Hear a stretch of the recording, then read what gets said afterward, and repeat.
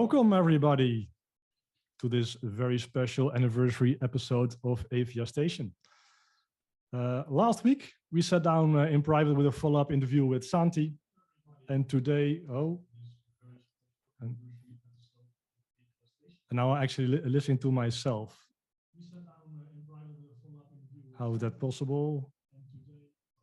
Technical difficulties. Why am I hearing myself? Funcracker, it always happens on the live stream, man. You can't expect it to Always go happens on perfect live the first. stream. Can't expect it to go perfect the first time around. Yeah, this is interesting. Why do we get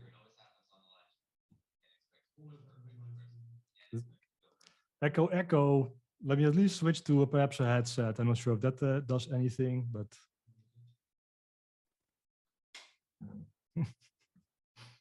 first time for everything.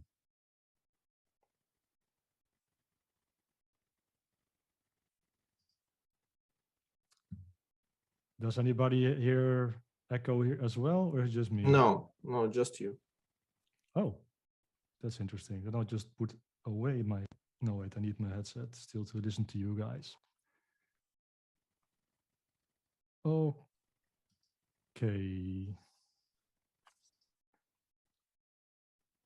Let me change one more thing on my side and then we'll just deal with it somehow. If I'm the only one. Yeah, people in the chat are saying that they can hear clearly. So let's just go. We'll just go with this. Okay, cool. So again, I'll just from the top, welcome everybody to this very special anniversary episode of Aephia Station. Last week we sat down with Santi, and today we are here with another very special guest, Michael Wagner. Welcome, Michael. Thank you for joining us on a Saturday and an early Saturday morning on top of that. All good, guys. Happy to be here. Good morning from my side of the world, and excited for the conversation. Cool. So today's plan is that we're not going to ask you to introduce yourself. Orftar Atlas, you've done that plenty of times. If anybody at home is watching this and you would like to know more about Michael Orftar Atlas, please check any other interview with Michael. We'd like to use the time with you to increase our insight into the project, into yourself. So if you're okay with that, Michael, then I would simply like to first ask you, how are you doing? And to make sure you have a glass of water nearby or a coffee or two. Yeah, I'm good. I'm good. Thank you. And I do have the coffee on hand. Do not have the water nearby, but it's not too far away. But just kicking off from my side, I do just want to congratulate you guys. I know this is part of a series for your 1-year anniversary, and you guys have been amazing contributors to the Star Atlas ecosystem. You've been with us and strong supporters for a long time. You add a lot of value through the site and through the data visualization and stuff that you represent on ships and content creation. And I know Metaverse Explorer is a part of what you guys do. And so just sincerely appreciate all the effort that you guys put in and all the support that you've given us over the past year. And a big congratulations on the 1-year anniversary. Thank you very much. So before we go in, Prom, how are you doing this fine morning? It's early for you as well, of course. Thanks. Yes. Well, woke up, had my coffee, and I'm ready and actually extremely excited to have Michael here. Our first interview, really, with Michael. Prometheus, we need to get you the filter, the snap filter booster. Yes. I actually was asked to Santi about that before. Yeah. Filter, for some reason, filter stopped working. But anyways, this is solvable. Thank you. So let me kick off questions part then. So you had 5 year and a half ago, there was a vision of Star Atlas. And just 4 people, you, Danny, Jacob, and Pablo, decided to go into this, what was just an idea at that point. Now, much later, team grew tremendously. What was that experience was like for you, and how does it feel to head a company like Star Atlas? What a great question, and a big one to start with. But it started as a vision, yes, and started as a vision in 2020. It was a grand vision then, and I would actually argue that it's an even larger vision today as we've evolved and grown and better understood the opportunities that are in front of us and what is truly possible building in this Web3 space, but also as the concept of the metaverse itself has evolved and grown and made its way more into, I wouldn't necessarily say mainstream, but at least made it into the minds of this small portion of the world that participates in the ecosystem that we all do in this industry of crypto. The experience has been fulfilling, not without its own challenges and not without a lot of stress and not without, you know, a lot of hours and energy and effort and time put into everything that we do. But from my perspective, and the guys and I talk about this a lot, you know, I actually just had a conversation with Pablo about this like 2 nights ago. I can tell you personally, I would not rather be doing anything else with my life than what I'm doing right now. You know, having seen the success of the company is great, but seeing the community form around this is really one of the most rewarding aspects. Like seeing so many more people in the world inspired by what we're doing again is really, really fulfilling for me. So growing the team has been, it's been great. It's actually, I would say that aspect of it has been easier than one might think.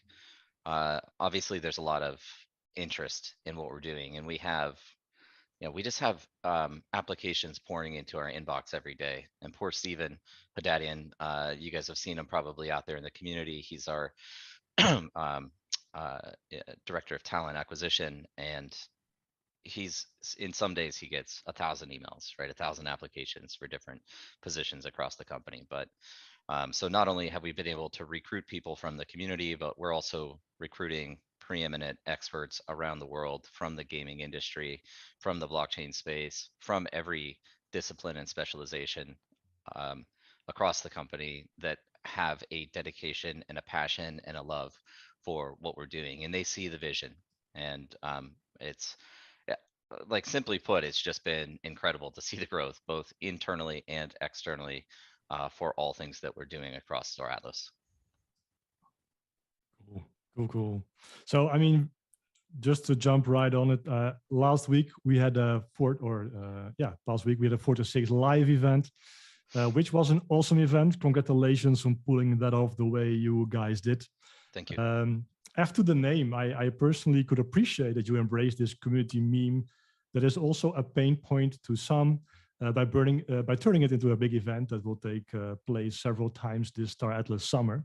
And my compliments also to you on admitting, let's say, your shortcomings concerning your tendency to overestimate what can be done within a certain time frame, like say 4 to 6 weeks. Yeah. I'm a developer myself, so I'm intimately familiar with that shortcoming, unfortunately, I have to admit. Oh yeah, we do have a few questions on this topic, but first off, who came up with the idea to use 4 to 6 as the name for this event? And did that result in any debate, or was it right away clear to everybody that this was just a golden idea? It's a good question. I want to say the idea came from Pablo or through Pablo's team. Now, I think a lot of people know the co-founder, so I won't go too deep into, you know, his specific role as a co-founder at Star Atlas, but he does lead the teams behind communications, PR, marketing, business development, growth, and then he also has a production ops team that helps coordinate interdepartmental communication between all of the various, you know, other departments, so engineering, product, art, and to some extent finance and our actual ops team. But you know, he leads the teams that essentially have been producing these events. So Michelle Hips and Petra. Petra is relatively new to the team, but they did an incredible job preparing all of this. I do actually want to mention Andrina as well. This was another new addition to the team, and she did all of the design work for all of the content that you saw get published. But which I mean, look, awesome. Thank you. Like all of the decks, all of the slides, all of the marketing materials. So I'm I'd like to call out names. I'm probably forgetting people. So anyone from our team, if you're listening in and I didn't mention you, I apologize. You are not forgotten. But just kind of going off the top of my head here. But guys, I mean, we're not an event production company. We're a game development company, right? But it's pretty incredible to see us be able to put something like we did together, which was also on kind of short notice. I mean, I think we probably made the decision to produce that about 4 weeks before the event actually kicked off. And I'm sure we'll get into this later in the discussion, but one of the things that we try to do here is be very strategic in how we release content and release materials and release actual product. And it's much like my focus on creating a sustainable economy. This is our focus on product releases at this stage, and our current thinking is around creating sustainable positive energy around everything that we're doing. So kind of minimizing, call it the emotional volatility, if you will, and just trying to keep a nice baseline of happiness out there. And so I'm just going to recognize right now, I know a lot of people wanted to see us release the showroom. In all honesty, you guys are teasing out the first leak already. I mean, the showroom's ready to go. So we're now it's all just it's a question of timing for us and how we optimize that experience and optimize that release. So, but the event itself, I thought was fantastic. This one was certainly shorter than our Copa event from the month prior, but I'm thrilled with the way that it went. Yeah. Awesome. Well, let me ask actually a follow-up question that you just now mentioned that is a little bit later on the list, but it fits in here perfectly. So the showroom indeed, some people were disappointed not to see the showroom be released during the event or the pre-alpha at the very least.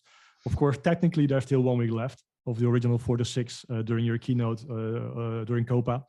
But I have the feeling we won't be seeing the showroom be released next week. And was that again an honest timing mistake, or was it always planned to come later? I mean, you mentioned both the showroom and the graphic novel among the list of releases in the next 4 to 6 weeks during your Copa keynote, but perhaps there was some irony here as well to stay true to meme himself and have a few things be a little bit delayed again, or can you comment on that? Yeah, I mean, it's like we didn't intentionally hold it back to stay true to the 4 to 6. It was for multiple other reasons that we wanted to package that with some additional stuff that's up and coming as well. And so, on our next 426, it won't just be showroom and graphic novel, which are still very much on the table, and both products are effectively complete. There are some things that we still need to work through. Again, just in full transparency, things like the graphic novel. It's the chapter 1 is actually complete. You guys saw the teaser of the cover page, the Star Atlas core, and the first page, and in fact, Metaverse Explorer interviewed Tim McBurney. Yeah, so we're super excited about it. But now, one of the things that we need to work through is the content distribution pipeline. So how do we actually deliver that to the community, and also, thinking about, well, I'll just say the optimal path again to delivering that content to the community. So it's part of the conversation internally is not only is the product ready, but what's the best way to maximize the release of this information or the release of this content or the release of this product. And so, but also beyond that, again, to my previous comment about emotional volatility and kind of like minimizing the FOMO and the hype and the spikes, even though I know people think we really hyped up 426, we were super excited about it. By no means was that our attempt to overhype what we thought would be a disappointing experience. We were just super excited about everything. That's always difficult, right? People think it's too much, it's too little. Some people perceive it as being a ton of hype.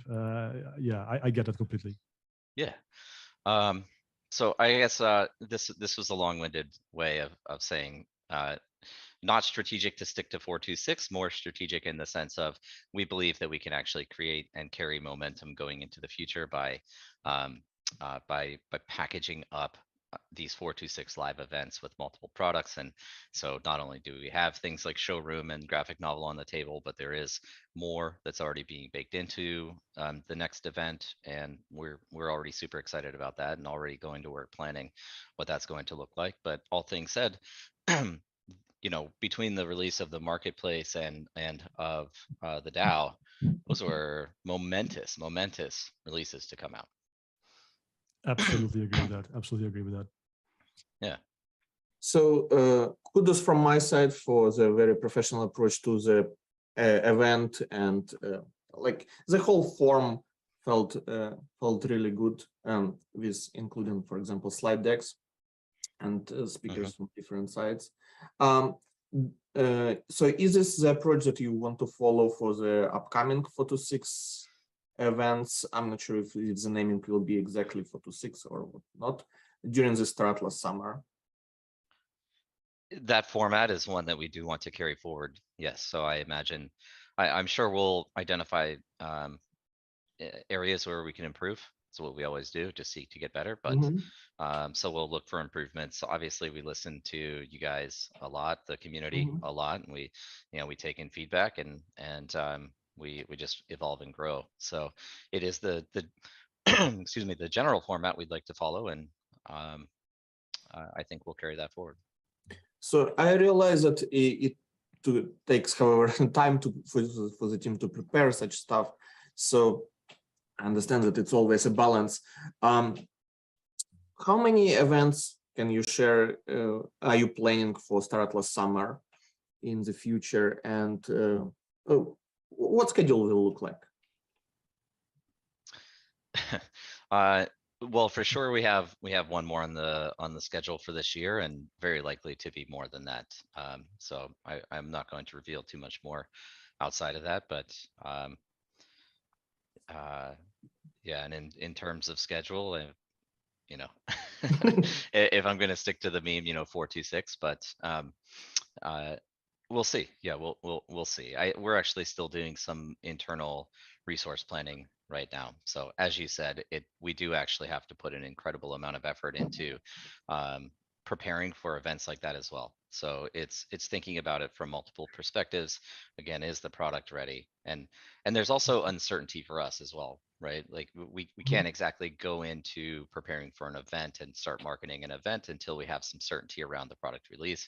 And vice versa. We can't just we can't force product to be created. So yeah, I had something else I wanted to cover. I have one more thing I wanted to cover there, and I got myself distracted. Yeah. You wanted to share the list of different modules that will come out. Yeah, we've released the GAO phase 2 brochure. You'll get it. You'll get it. So I mean, so 4-6 was really cool. I mean, the marketplace indeed, super big reveal. DAO, super big reveal. Also the whole referral program. I mean, originally I was thinking, okay, I mean that's like they launched a referral program and done, like very simplistic. But no, this is like separate team worked on that. Separate web page or like sub page or whatever you want to call it, like a segment on a website with its own look and feel. Which also goes again for the DAO. I mean, really super awesome work. I'm very curious, what was the highlight of this event for you? And also looking at the internal process. It's so hard to pick an individual aspect. I think all of the things collectively were individually major accomplishments, but collectively significantly larger than the independent parts, if you will, you know, very much synergized. And I think as we spoke to during the event, things like, you know, the release of the marketplace is what actually facilitates the launch of StarPath. And going into the future, there's a lot of points that will be connecting those individual experiences with one another. You know, one thing that I've alluded to quite a few times is, you know, Atlas locking or staking coming online, and how that ties into the marketplace, and how that ties back into the DAO, and how it starts to integrate the community members that are participating, whether they're well, actually, you guys, I know, dissected and read through the State of the Economy report, the quarterly report that came out through our econ team, which I was incredibly impressed with, by the way. And Eric and Steven and Anurag and Gareth is a new addition there, but these guys are absolutely crushing it on the econ analysis. But that report, which is spearheaded by Steven, is once again got myself distracted here, but the all of these things start to that's what I was leading into, was this idea of like citizenship within the metaverse, right? What does our population look like? What does immigration look like? How do we define a citizen? And we're actually setting these economic standards now, very much in the way that a government body would be setting standards and recognizing standards. And so, you know, we're able to measure that not through census data, but rather through wallet data, right? I mean, one of the benefits of working on blockchain, and so as we start to identify the different members across the community and where their participation lies and where their contribution lies, or you know, we can essentially make some assumptions around what their ambitions or intentions or motivations are. But what's important is that we can start to tie those different cohorts together through the intersection of product. And so Atlas locking in particular, one thing that's really exciting to me is, yes, it provides incentives on the marketplace, but one of the reasons why a small portion of Polis was carved out of that for that program is to add some additional utility to the program and encourage more Atlas locking. But that small portion of Polis then actually brings them into the fold of becoming governors and stakeholders across the entire ecosystem.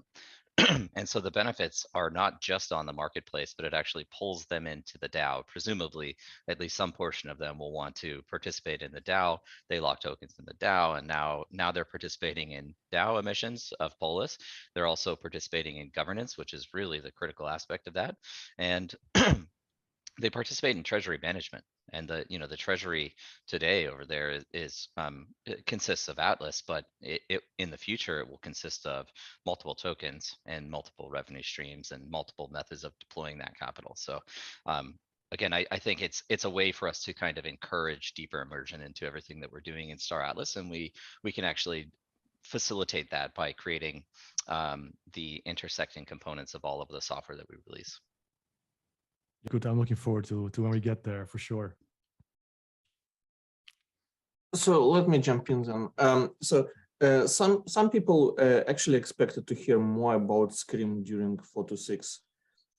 Our understanding has always been that Scream would hopefully see the light of day this year, potentially in December, but certainly not this quarter. So is 2022 still the target for Scream? And would you say Q4 and potentially close to December would be not too far off from what you're internally projecting? 2022 is still very much our target date, and so I won't speak to exactly when, but I had mentioned earlier that we're going through this exercise of resource allocation, and and you guys had also asked earlier, like, well, how's it been, growing the company and growing the team and that experience, and I don't want to treat it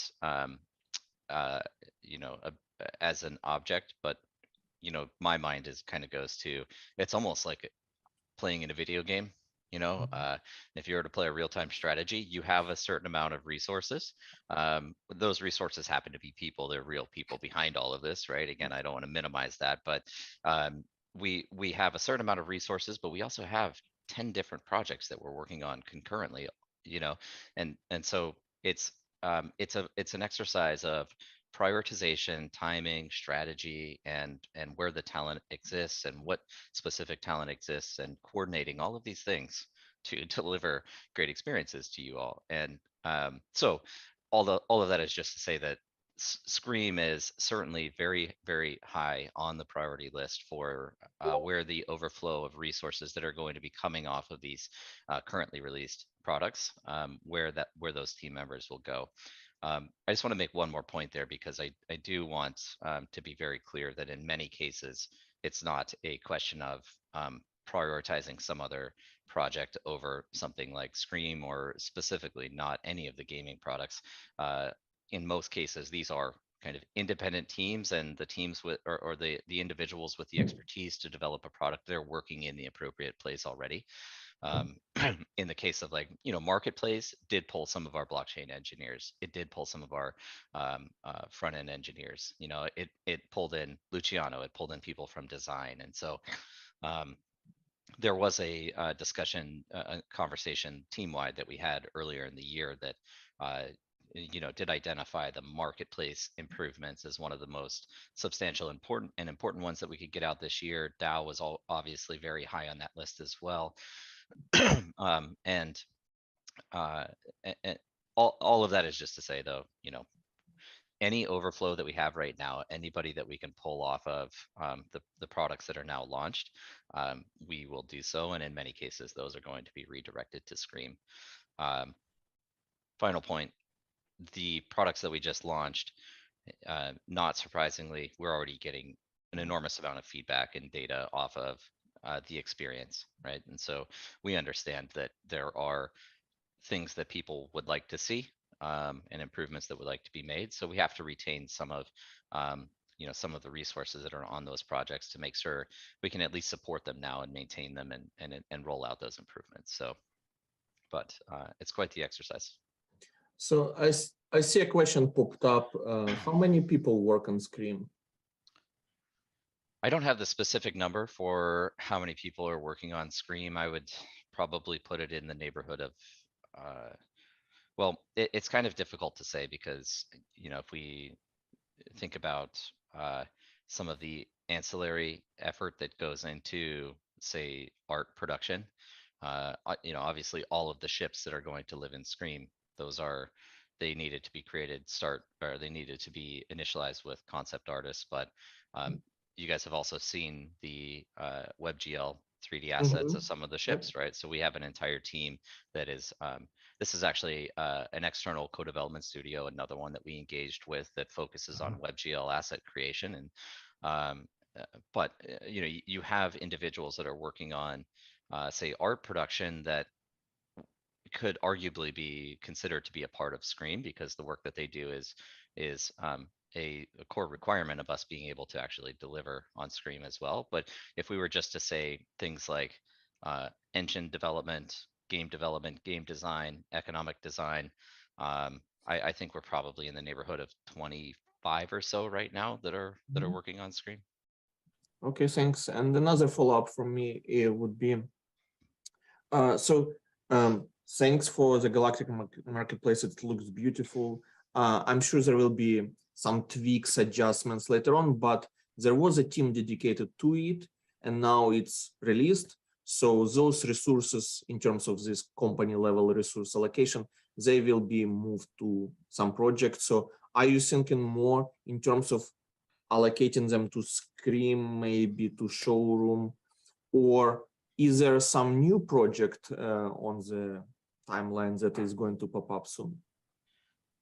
No, we're looking at most of those individuals moving over to Scream specifically. In again, in a lot of cases, they're not the individuals that have the expertise to work in Showroom, and it's one of the reasons why we've engaged with Spheresoft.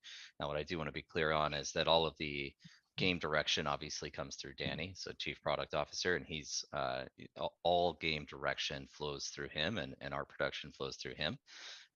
All of the art directors across the various aspects of product development, which are art directors on characters, art direction on ships, art direction on environments, all of the lore content and writing that all comes through us. So if you were to consider analogize it to the hub and spoke model, we are the hub, and we work with external studios and drive the direction on what needs to be built, and then those teams do a lot of the underlying production effort itself.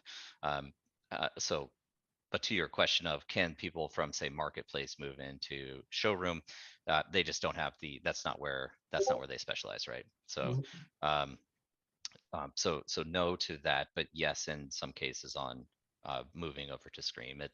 It's our next major priority now going into the latter part of this year. And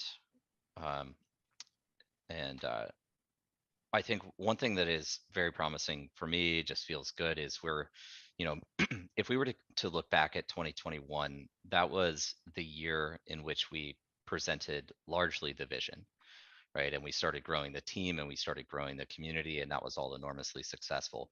And so we were able to build upon that going into 2022, particularly with the scaling of the team here at Automata, and this year was also was a lot of foundational work necessary for us to continue ourselves growing and building into the future while also building gaming products.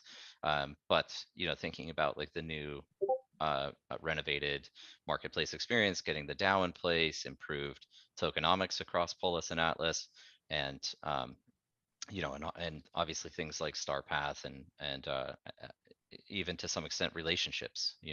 Landing the longest running best in class cybersecurity firm in the world at Kudelski and establishing a partnership with them, which means that not only are we safe as a company, but we're doing everything we can do to make sure that you all as consumers of this product are also safe, interacting with all of our applications. But last year was vision. This year is still producing a lot of the foundational work necessary for us to continue building a very strong product going into the future. And we certainly have plans to roll out the gaming content from both Scream and Showroom this year. But what's promising looking forward is that once a lot of this is kind of complete, call it feature complete, then it's 100% of our energy now can be dedicated to game product development. Awesome, thank you. Cool. So you were talking about external studios for a moment there, so I'll just want to dive into that briefly. I mean, recently you dropped that next to Spirasoft, an additional 4 co-development studios have been brought on to work on different aspects of development. And now we know that Danny has been working on a free flight module to be released shortly after the full release of the showroom. At least that's how it was originally brought to us. And furthermore, I believe it was also Danny who mentioned a few months ago that Spirasoft would transition to work on the Oni Central Space Station after wrapping up the showroom. Could it be that one of these studios is helping out with free flights? I mean, you just now mentioned one is working on actually the WebGL 3D models for the ships. Are those plans for Spirasoft still unchanged? I mean, could you shed a teensy sliver of light on what these 4 studios are working on? Yeah, well, it's also we're also now up to 7 co-development studios. So things are moving very quickly. And again, these are all they're not full suite co-development studios like Spirasoft. Like Spirasoft is technically capable of handling every aspect of the game production pipeline. These other studios, I actually have a list here, so I can just maybe just kind of, I'm not going to share any of the names, but we have a team. Yes, please.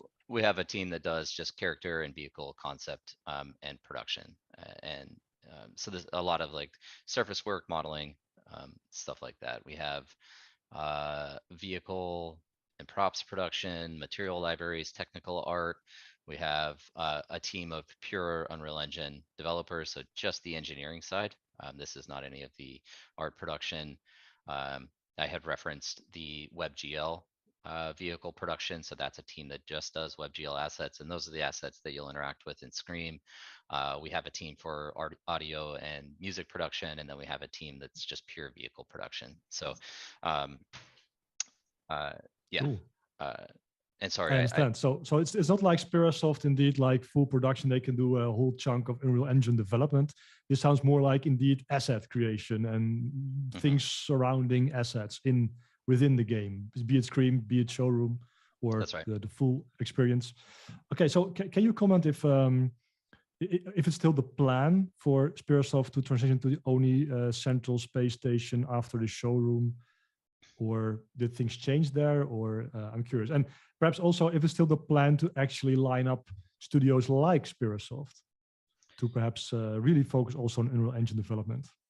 Yeah, I mean, I think we're in a pretty strong position with those studios and with resources that we have internally. And also to be clear, as I said, not only do we have the art direction in-house, we also are hiring UE developers and like technical artists and VFX. We're hiring all of these things internally as well. So we do continue to scale our team internally. We complement that with external studios. It gives us the fastest path to scalability by working with teams that are already well coordinated with multiple people that we can actually direct specific requirements or requests to.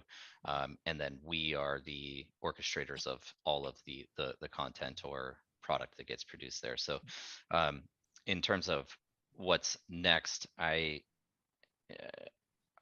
guess I'll say we've been rethinking the space station specifically because we want to think about what is that product line that is most captivating. And while I think the space station is a very, very cool environment to operate out of, it would be more social than gaming.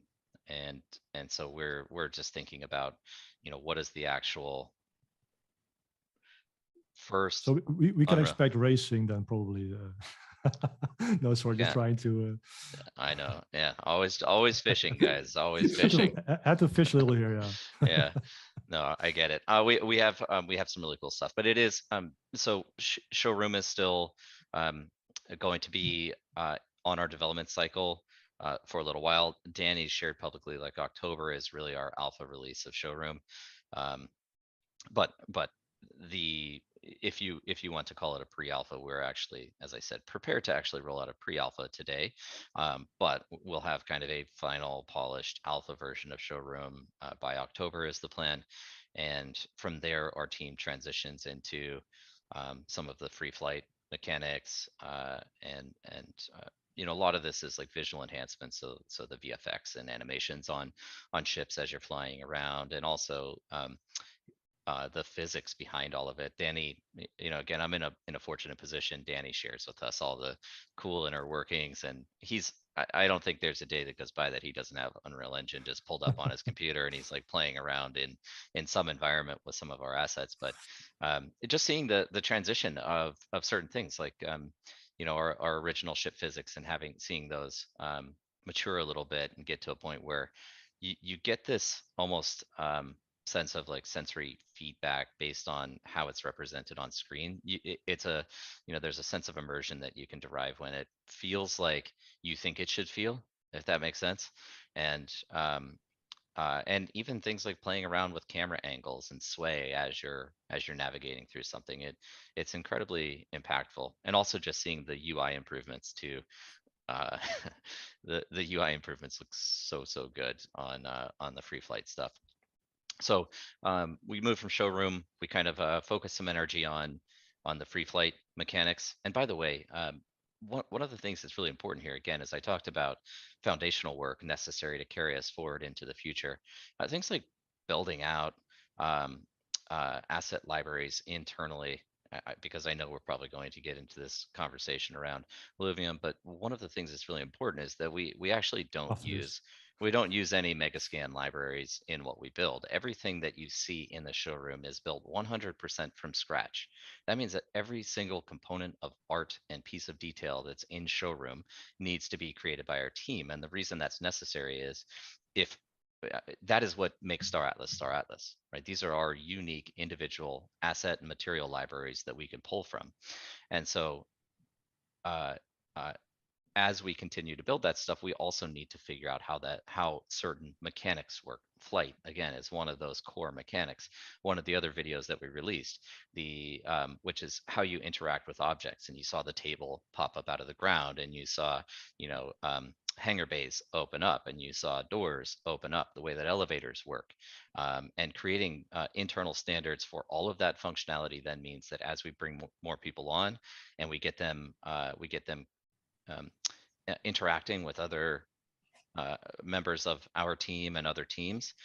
Now everybody has a single unified code base, if you will, to pull from to develop to keep the Star Atlas experience completely unified.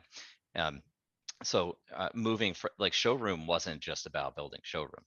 Showroom was about building all of these fundamental components that we need Yeah. so that we can actually go on and build the real game. Now, our perspective was, okay, well, we have to build all of this stuff anyway to test and unify it. Well, let's just turn it into an environment as well that people can at least interact with once we complete that part of the process. And so moving forward, it's also the free flight mechanics.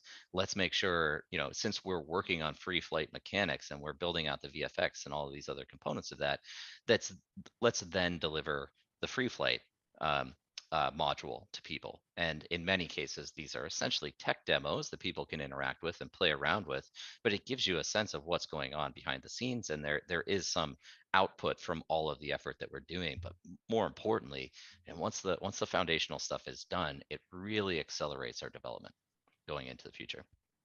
Yeah, I can completely imagine. So I see a question on the screen. Apparently, some people are confused. Showroom October, showroom pre-alpha 4 to 6. Can you briefly clarify, perhaps for the people who are unaware, how that showroom rollout in multiple phases is actually going to look like roughly? Yeah, you probably won't see too many. So first and foremost, again, there's pre-alpha, alpha, beta, official release is kind of the format of rolling out new product. We have a pre-alpha version that is ready to roll out. We can make continuous improvements on it to the extent that we do not roll it out, but we have a version that we're comfortable sharing with the world. And we're all able to participate in that, right? We can all play that pre-alpha. Everybody will be able to play the pre-alpha, yes. But even one of the things that's going into delivering the pre-alpha is what is the method of delivery? Because this is a client that you'll download, right? And so we have some options on the table that we're pursuing right now. But it's a client that you download to your computer and then you run it from your desktop. So we have a version that's essentially or that is ready, and we'll be working to roll that out at the next 426. Going further into October is when we think it's still going to be considered an alpha product, but there will be improvements to that, like extensions of the map, greater interactivity, some improvements to surface work, and one of the other core aspects is just the continuous integration of new ship models. Like fully finished, fully refined ship models into showroom. So, but again, same thing. The teams that are working on the ship models are not necessarily the same teams that are working on Unreal Engine client or showroom itself. So that's kind of the schedule is we'll get the first version out that you can download and interact in.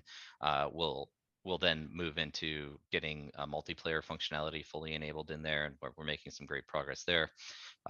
And thinking through things like instancing of servers versus how many concurrent players in one server versus private servers. We think that there's probably going to be considerable interest from guilds, for example, in having a dedicated private instance that they can run of showroom, where you guys can run around and interact and see each other's ships and call ships in and host your own meetings and do things like that. So sounds cool. Yeah, for sure. That's the path forward. Yeah. Awesome, man. Thanks for clarifying that. Of course. Yeah. So related to previous stuff is size of the team. So what would you say headcount is right now, and what do you project for 2023? Our specific headcount is actually 230 people exactly as of right now. Just pulled those numbers this week. And how do you see the team growing into next year? Well, we will just continue to grow. Is kind of I don't know that we'll see the same level of exponential growth that we saw from early 2021 to where we are now, but obviously that makes sense. When the numbers get larger, you won't see the same multiplicative effect. But yeah, we still have job positions open on the career site. We're still doing job postings on sites like ArtStation. We're still hiring internally. But with that said, I guess I maybe would expect it to slow a little bit too, because Danny has a lot of confidence now just with the studios that we are working with, that we can essentially satisfy all of our immediate requirements. So might slow things down a little bit on the hiring side, but this also gives us an opportunity to really start to coordinate the team itself. I guess I'll go on tangent just briefly here. We talked about it a little bit just before we hopped on, but obviously we're a fully remote team. We operate across, last I checked, something like 26 countries in virtually every time zone. It's probably more than that now. And so this year we did host a corporate retreat where people from 2021 that were with us on the team, we all gathered together in one place and we spent a week together because we don't get to spend that time, that personal time in physical space, in the meat space, if you will, operating with one another. But also, it's challenging to ensure that everybody understands the full vision of Star Atlas and understands, what specific responsibilities are when you grow so rapidly. So it actually makes a lot of sense for us to take a moment to slow things down a little bit and coordinate all of those efforts and get to know one another a little bit better before we continue to just grow ridiculously fast. So all of these thoughts are going through our minds as to how best to scale. But again, feel really, really good about the strong team that we have right now. Cool. So very recently, to come back to a topic you very briefly referred to, some misinformed gentleman who is heading another Web3 game has been spreading a lot of FUD on Twitter about Star Atlas. And you have now both agreed to join a panel discussion set up by Kagi this coming Wednesday. Now, my initial thought was, oh man, now you have to waste time on something that has the potential to get ugly just because this individual has clearly not taken the time to do his own research. But then I realized there's also a chance to speak to a significant player base from a different popular Web3 game. And we know their community has some overlap with ours, but it no doubt contains many more people who never heard of Star Atlas. So there's a lot of potential here. Yeah. So what was your initial reaction when you saw this tweet from Kiran and the subsequent request from Kagi? And what are your thoughts on the whole ordeal and what do you hope this debate will bring? Yeah, well, first and foremost, I mean, I do largely agree with you, though. I don't think that this is a very productive use of time. It's certainly not where I want to be spending my energy. We want to be focused on building the things that our community and people around the world in the future, as we continue to grow, we think they'll want to see. It's not the first time he's made comments, and largely I've ignored his comments as being ignorant to what it is that's actually going on behind the scenes. I know exactly what we're doing, guys. I have 100% confidence in what we're building and the way that we're building. So I can kind of simply leave it there. I'm going to hop on and take this as an opportunity to present, to your point, to a larger audience what it is that we're doing at Star Atlas and just how strong we are as a team and as a company and as a vision, and outline exactly all of the things that we've accomplished. My approach is not to be non-confrontational. It's to be direct and to be honest and to be transparent. And essentially, I am going to relay the facts. I don't want to make this a pissing contest, to use maybe a crass term. Yeah. That's not my interest. But to be perfectly honest with you, I think his approach does strike me as being quite unprofessional. I think he comes across as quite egotistical. We'll see. I've been on a panel with him before, which is what kind of strikes me. We were quite cordial then, and not once, just for what it's worth, not once, CEO to CEO, has he ever reached out to me to ask any questions. He's kind of blanketly criticized us behind the scenes, hiding behind the screen, without ever trying to reach out and chat with me. If he had any legitimate concerns about what it is that we're doing and what the impact to the Web3 community would be, he would have reached out to me, and he didn't do that. So I get the sense that this is largely attention seeking, and I get the sense that he's a little bit insecure about what he's building relative to what Star Atlas is building, and it's fine. We'll have this conversation together, and I'm more than happy to do that. Yeah, I'll be tuning in, that's for sure. Yeah. But thanks for addressing that. Sure. Yeah, thanks. It's like probably every project out there can actually feel insecure towards Star Atlas. True that. You know what, but we like to keep humility at Star Atlas. Like not one time have you ever heard us disparage another product or another project across the space. As it should be, right? Yeah, I agree. Yeah, that's awesome. Yeah. We focus on building what we're building. That's where our energy and attention needs to be. Absolutely, thank you. So switching the topic to guilds. So recently we had Copa that marked the first ever event that was focused on guilds. Does this mean that guild-specific development has moved up on the timeline? when do you expect will guilds be able to register themselves with Star Atlas, such as that players will be able to join them officially and this part of the leaderboard can launch as well? It's one of the higher priority items. I can't give you any timelines right now. Actually, that's part of this resource allocation question that an exercise that we're going through. If we were just to use like an ABC priority system, I would say that it's right now the DAC platform and DAC resources and infrastructure are likely to fall in the B category. So it's obviously something very important to us. And we want to get these tools out and we want to get this functionality out, but something like Scream, for example, is very clearly an A or an A plus priority, right? Okay. So yeah, that's essentially where we sit right now. Yeah, game before guild, that of course does make sense, but yeah, curious to hear that. Okay, thanks. Yeah. So just a question closer to our heart. Back in the days, you and other team members seemed supportive of multi-faction guilds.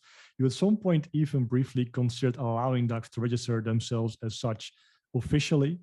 And as Aephia Industries kind of pioneered that whole approach, we are keen to hear your current thoughts on the matter. It's really a great question, and I I haven't been following I guess this too closely. I understand there to be some controversy out there around the idea of the multi-faction. Some people are making some controversy, yes. Yeah. Or stirring some trouble, yeah. Yeah, it's not something that I followed terribly closely. I guess from my standpoint, we think, I do approach Star Atlas from the economic lens frequently. Obviously, we also attempt to strike balance in playability and fairness and enjoyment and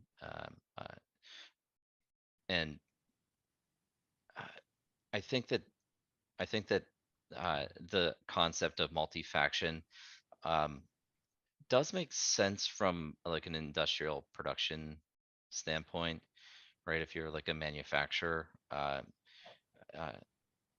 it's I guess I don't really have enough facts. I haven't heard the arguments as to the counter. It makes it a little bit it makes it difficult for me to make an informed statement or judgment here. No, it's not so much about the controversy. It's just really about your current ideas, no matter what what some community members have been saying, but about multi-faction guilds going forward. Do you still feel that is perhaps a bit of out of the box idea, but a promising idea nonetheless? Or is it something that you feel like should absolutely not happen, or you would potentially even just any kind of comment on that actually will be interesting to us? I mean, with respect to the whole subject, again, I'm not. It's not something I've personally been thinking about all that regularly, outside of hearing some of the controversy out there where it crops up. I guess if I were just to answer on the spot here, I'm not personally opposed to the idea. I would, if there's an argument as to why it shouldn't exist, I would need to hear that and maybe factor that into a longer term decision. I don't see a reason right at the moment why it shouldn't be allowed, because the reality is there's no technical implementation that we could genuinely deliver that would prevent any type of cross-faction coordination from taking place anyway. And if I were maybe to translate it into the way that the real world works, hey, there's countries that are all collaborating with each other, even if secretly, to facilitate their own means and their own objectives. And so whether it was done legitimately through our platform as some type of registered and recognized process, or if it was just done in the Discord channels that nobody sees when people have conversations with one another, I think it would probably happen either way. So again, I can't say right now why I would want to prevent it from happening. I would need to hear an argument as to why that should be the case. Gotcha. Thank you very much. Sure.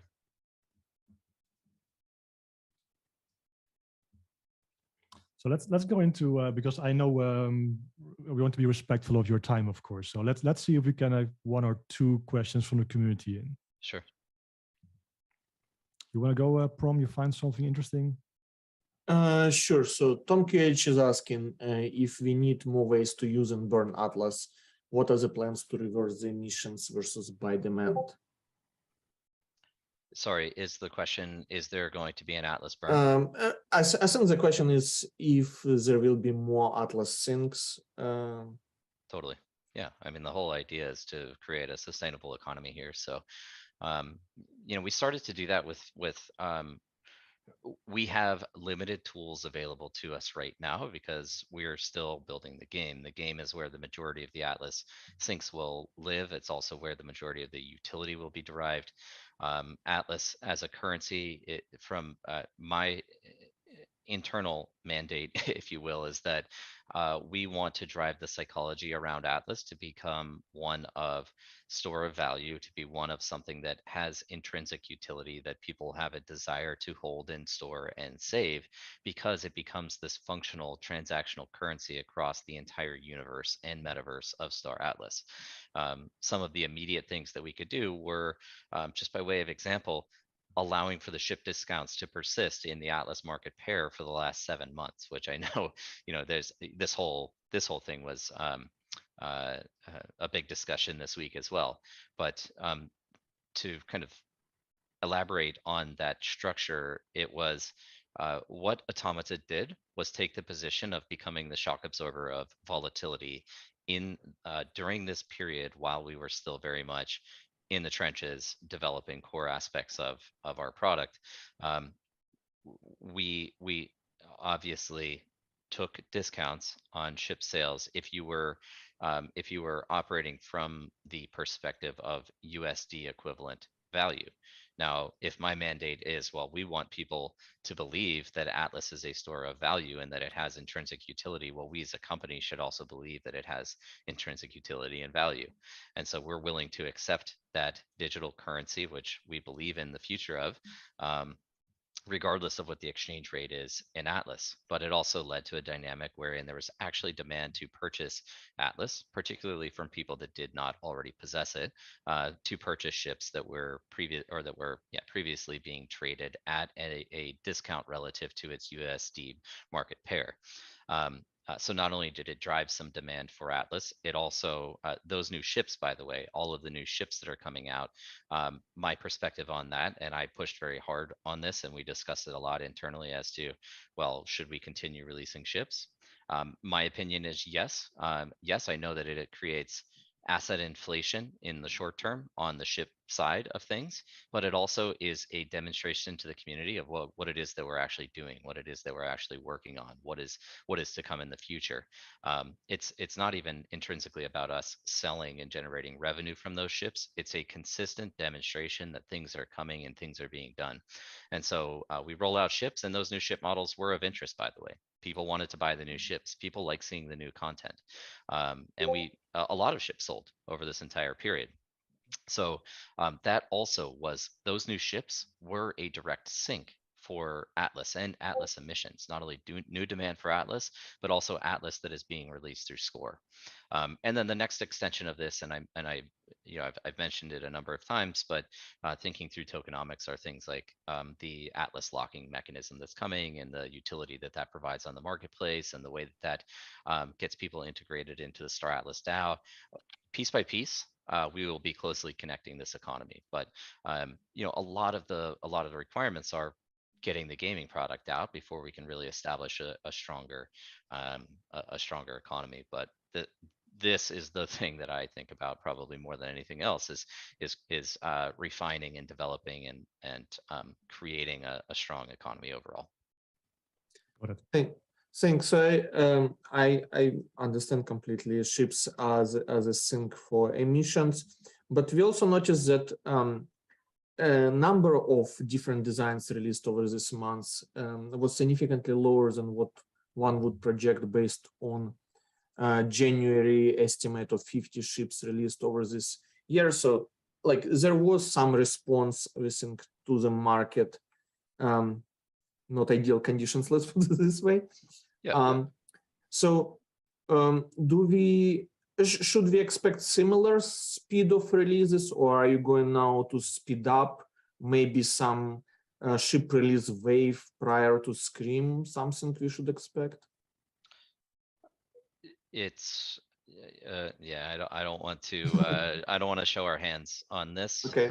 But we do have some thinking about what it looks like. I'd say in the immediate term, we're sticking to the cadence that we're on right now.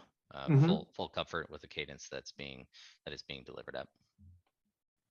Okay, Cool. thanks. So we've been chatting for 1 hour almost. This minus my technical snafu at the very beginning. We could talk for hours. I mean, I have so many more questions, and I know the people here have so many more questions, but we have to stop at some point. We'd love to have you back in the future. I really want to thank you for making the time for us today, Michael, on a Saturday, in the weekend, no less.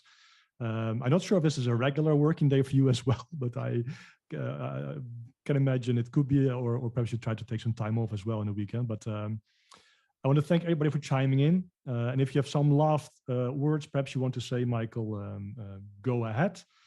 I would say. Well, maybe just final words to your comment on whether or not this is a working day is that genuinely I love doing the work that I do. And so, yes, I'll spend time every weekend, all day, in the evenings, whatever time of day it may be, doing work. But and then just maybe final words to you guys. Again, it's my pleasure to be here. Happy to join again in the future. But genuinely,